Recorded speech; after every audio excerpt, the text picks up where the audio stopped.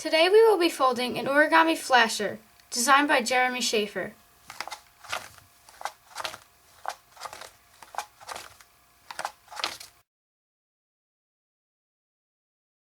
This next step is a bit tricky, so you may want to mark your paper to make sure you get it right. This is called an iso area square twist, and the whole goal is to make sure that the paper looks like this. So basically you can see the little twist in the middle.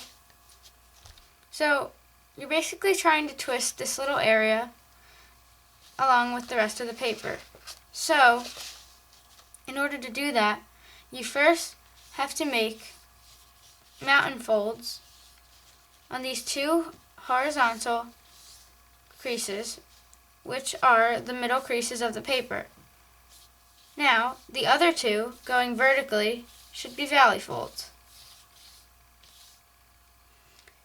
After you've completed that, you'll see that I've added these extra creases here. Okay? So, this crease here is going to be a mountain fold. This crease here is going to be a mountain fold. And this crease and this crease are both going to be valley folds. So, you may want to examine this for a little bit. And to perform this, you have to make sure that each crease is in the right direction. Make sure it's either mountain or valley, and to do this you have to take this mountain fold on the center and this mountain fold on the center and basically push in opposite directions.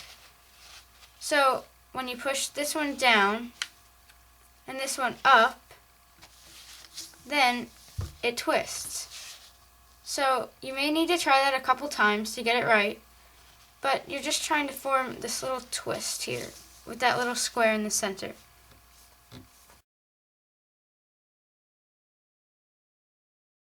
Once you have completed the iso area square twist, you will need to make the following creases that I have marked. So in order to do that, let's start with this one. What you're going to do is take this edge here and line it up with this edge here to create that crease. And unfold. So now you have this crease. Now it's going to be the same thing with this one. So you're going to line up this edge here with this edge here.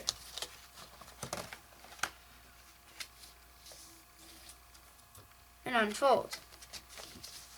And now we're going to do the same thing here. So take this edge here and line it up with this edge.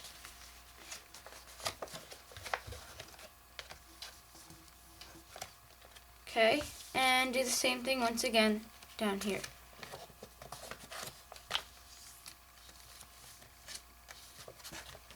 Okay, so now you should have all of these creases.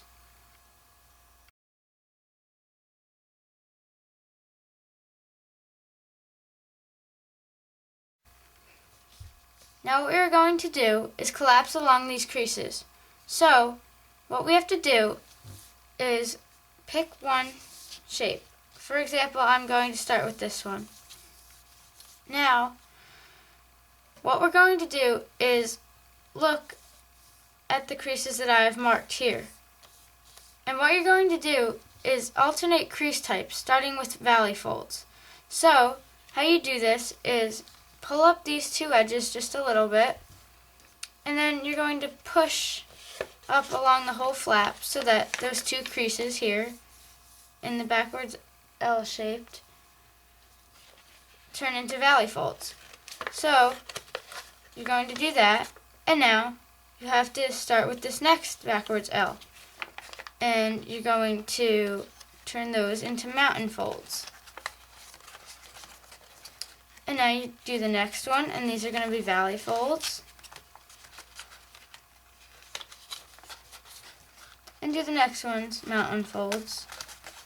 And then valley folds, then mountain folds. So you should have something like that. And you're just going to do the same thing with the rest of these.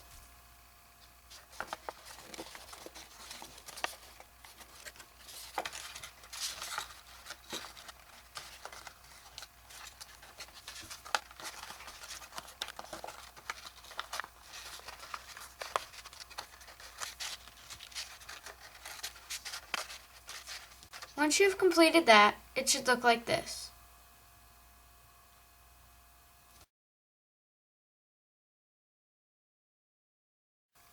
Once you have collapsed along the creases, we're going to give this model one last twist so that it gives it its flasher shape. So what we're going to do is start by holding these two bunches of pleats. Any two on either side will do. Okay, so you're going to push in opposite directions so that the model sort of twists a bit. Okay, and then you switch pleats and you push a little more. And then you keep doing that and you keep going until you can't go any further, which is about here. So once you get to that point, you're going to push all of the layers clockwise or counterclockwise, either way, and basically until they get to a round shape. So this can be quite difficult and the paper may drift a bit, but that's okay because you can fix that later.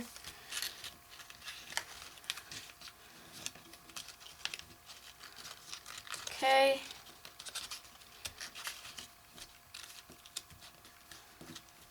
Alright, so now once you have the basic twist, it should look like this. You can definitely fix it later and make sure everything lines up perfectly. But as you can see, it doesn't spring very well. So in order to do that, we take a rubber band and we wrap it around our flasher.